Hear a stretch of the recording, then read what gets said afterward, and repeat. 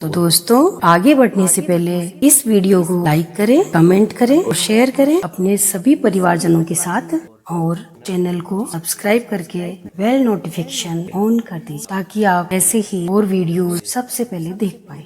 तो चलिए शुरू करते हैं आज की वीडियो। नमस्कार, हर हर महादेव।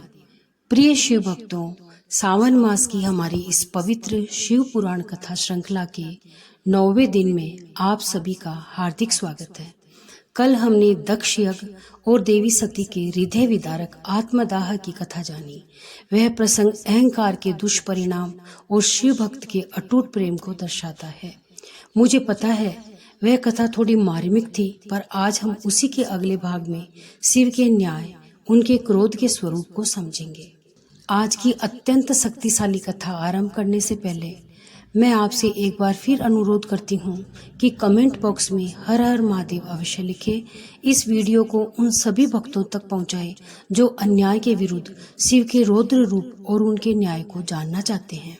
तो चलिए, आज हम एक ऐसी कथा को जानेंगे जहाँ भगवान शिव का क्रोध प्रलयंकारी रूप लेता है और न्याय की स्थापना होती है। वीरभद्र के अवतार और दक्ष यज्ञ की विध्वंस की कथा। सावन मास का 9वां दिन वीरभद्र का अवतार और यक्ष का विध्वंस। देवी सती के आत्मदाह के बाद भगवान शिव का क्रोध ब्रह्मांड के लिए एक चेतावनी बन गया। शिव पुराण की रुद्र संहिता में सती खंड में इस घटना का विस्तार से वर्णन है, जो हमें दिखाता है कि जब धर्म और न्याय का अपमान होता है तो स्वयं महादेव किस प्रकार रौद्र रूप धारण कर लेते हैं। शिव का प्रलयंकारी क्रोध। जब शिवगणों ने कैलाश पर्वत पर पहुंचकर भगवान शिव को यह दुखद समाचार दिया कि दक्ष प्रजापति ने यज्ञ में उनका सती का घोर अपमान किया है, उसी अपमान को सहन न कर पाने के कारण देवी सती ने यज्ञ कुंड में स्वयं को भस्म कर दिया, तो भगवान शिव अत्यंत क्रोधित हो उठे। उनका क्रोध इतना भयंकर था कि उससे तीनों लोकों में कंपन होने लगा। उनकी जटाएं क्रोध से हिलने लगी, उनकी आंखें लाल हो गई, उनके तीसरे नेत्र से अग्नि की लपटें निकलने लगी। कहा जाता है कि शिव का क्रोध इतना प्रचंड था कि वे अपने मूल स्वरूप को भी नियंत्रित नहीं कर पा रहे थे।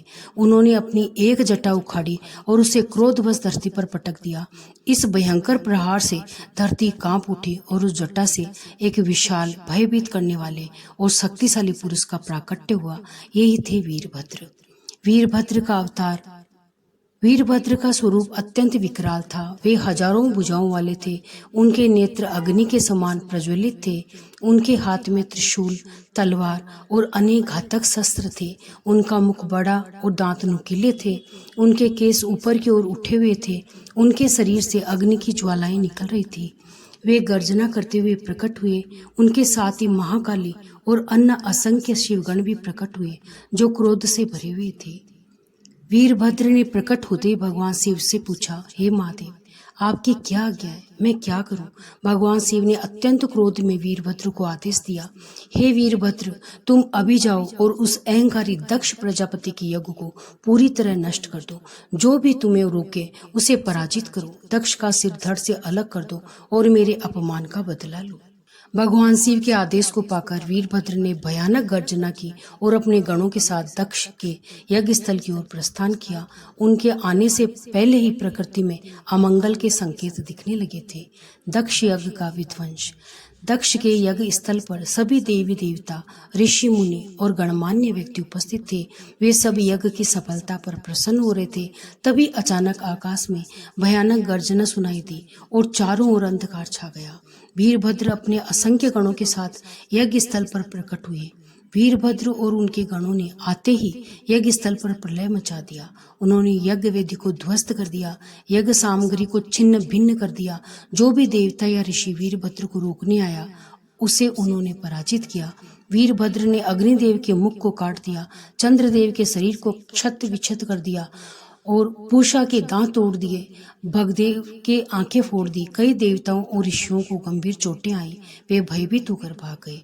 अंत में वीरभद्र सीधे दक्ष प्रजापति के पास पहुंचे। दक्ष ने वीरभद्र को रोकने का प्रयास किया, लेकिन वीरभद्र की शक्ति के सामने वह टिक नहीं सका। वीरभद्र ने अपनी तलवार दक्ष प्रजापति का सिर धड़ से अलग कर दिया और उसे यज्ञ कुंड में फेंक दिया। इस प्रकार अहंकारी दक्ष का अंत हुआ और शिव का अपमान करने का उसे दंड मिला। पूरे यज्ञ स्थल पर हाहाकार मच गया। सभी देवी देवता भयभीत होकर भाग गए। कुछ देर बाद भगवान ब्रह्मा और विष्णु स्वयं भगवान शिव के पास गए और उसे क्षमा याचना की। उन्होंने शिव से अनुरोध किया कि वे अपना क्रोध शांत करें और दक्ष को जीवन दान दें, क्योंकि बिना दक्ष के यज्ञ अधूरा रह जाएगा और सृष्टि का संतुलन बिगड़ जाएगा। दक्ष को जीवन दान और यज्ञ की पुनः स्थापना। भगवान शिव ने ब्रह्मा और विष्णु के अनुरोध पर अपना क्रोध शांत किया, स्वयं यज्ञ स्थल पर आए और दक्ष के कटे हुए धड़ को देखा। शिव की कृपा से दक्ष के धड़ पर एक बकरे का सिर लगाया गया, उसे पुनर्जीवित किया गया। दक्ष अपने नए सिर के साथ जीवित हो उठा, लेकिन उसका अहंकार पूरी तरह से नष्ट हो चुका था। पुनर्जीवित होकर दक्ष ने भगवान शिव की महिमा को समझा और उनसे अपने पूर्व के अपराधों के लिए क्षमा याचना की। शिव ने दक्ष को क्षमा कर दिया और यज्ञ को पूर्ण करने का आशीर्वाद दिया। इस प्रकार दक्ष का यज्ञ पूर्ण हुआ और सृष्टि में पुनः शांति स्थापित हुई।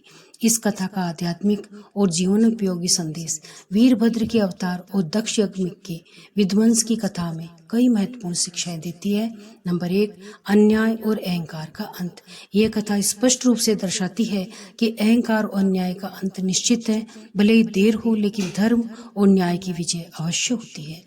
नंबर 2, शिव का न्याय। भगवान शिव केवल भोलेनाथ ही नहीं बल्कि न्याय के भी परम संरक्षक है।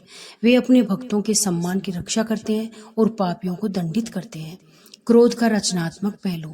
यद्यपि शिव का क्रोध प्रलयंकारी था, लेकिन उसका अंतिम परिणाम सृष्टि का कल्याण ही था।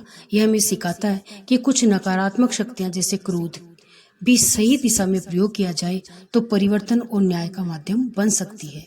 पाप का प्रायश्चित। दक्ष को अपने अहंकार के लिए दंड मिला, लेकिन शिव की करुणा से उसे दूसरा अवतार भी मिला। यह हमें सिखाता है कि पश्चाताप और क्षमा याचना से मुक्ति मिल सकती है। 5, शक्ति का महत्व। यह कथा हमें देवी सती शक्ति के अपमान के भयावह परिणामों को भी दर्शाती है और शक्ति के महत्व को स्थापित करती है।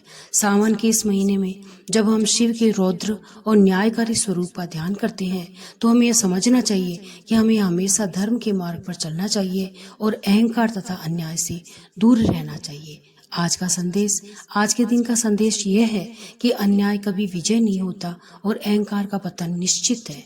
हमें धर्म और सत्य के मार्ग पर चलना चाहिए, दूसरों का सम्मान करना चाहिए। आइए आज हम संकल्प लें कि हम अपने जीवन में न्याय और धर्म का पालन करेंगे। हम अहंकार को और क्रोध को नियंत्रित करेंगे। हम दूसरों के प्रति दया और सम्मान का भाव रखेंगे। अपनी आंख बंद करके कुछ क्षणों के लिए ओम नमः शिवाय का जाप करें और भगवान शिव के न्यायकारी स्वरूप का ध्यान करें। उनसे प्रार्थना करें कि वे हमारे भीतर से सभी नकारात्मक शक्तियों का नाश करें। प्रिय भक्तों, मुझे आशा है आज की कथा आपको वीरभद्र के अवतार और दक्ष यज्ञ के विध्वंस के गहरे अर्थ को समझने में सहायक होगी। कल सावन मास के 10वें दिन हम शिव पुराण के एक और मार्मिक प्रसंग के साथ आपके सामने हाजिर होंगे, जिसमें हम सती के देह त्याग के बाद भगवान शिव के वैराग्य, उनकी गहन समाधि पर चर्चा करेंगे।